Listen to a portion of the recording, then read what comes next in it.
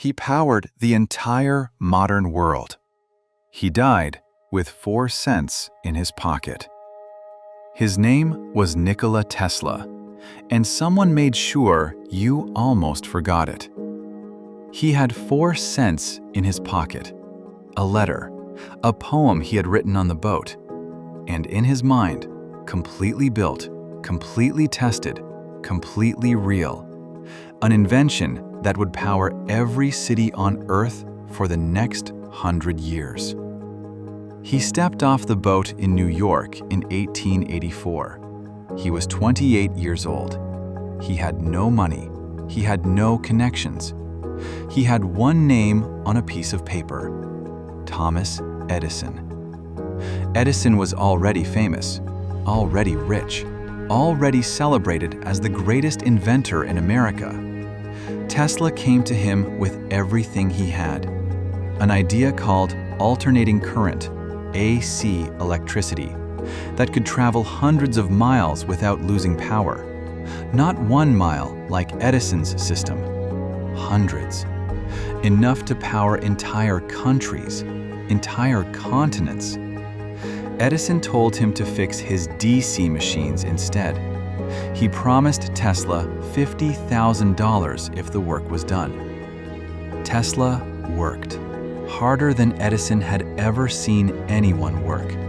He solved every problem. He delivered everything that was asked. Edison laughed at him.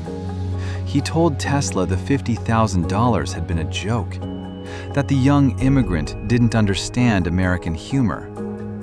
Tesla walked out of Edison's laboratory. He never went back, and he built AC anyway. What followed became known as the War of Currents. Tesla's AC against Edison's DC. And Edison, the man America called a genius, ran one of the most dishonest campaigns in the history of science. He electrocuted animals in public using Tesla's AC current. Horses, dogs. He staged these killings to demonstrate how dangerous Tesla's electricity was. He tried to name the electric chair after Tesla. He called the execution being Tesla'd. Tesla and his partner, George Westinghouse, won the contract to harness Niagara Falls. They lit the Chicago World's Fair. They proved to every scientist, every engineer, every rational person on Earth that AC worked. Every electrical grid on Earth today runs on Tesla's system, not Edison's. But the story was not over, because now a second villain entered. Tesla had a dream larger than AC power, larger than any single invention. He called it the Wardenclyffe Tower, a transmitter large enough to send wireless electricity to every human being on Earth, for free. No wires, no meters, no utility bills. Clean, unlimited, wireless power, available to a farmer in Serbia, a family in India, a child in a village with no infrastructure. Free energy for all of humanity. He found a financier, J.P. Morgan, the most powerful banker in the world. Morgan funded the project.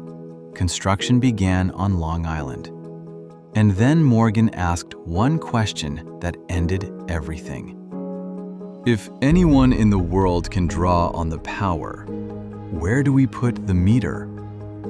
Free energy could not be monetized, so Morgan pulled the funding. The tower was shut down, then demolished. Tesla's patents were bought and shelved. His research was buried. His funding disappeared completely. The establishment had decided that the most important invention in human history was too dangerous, not to people, to profits.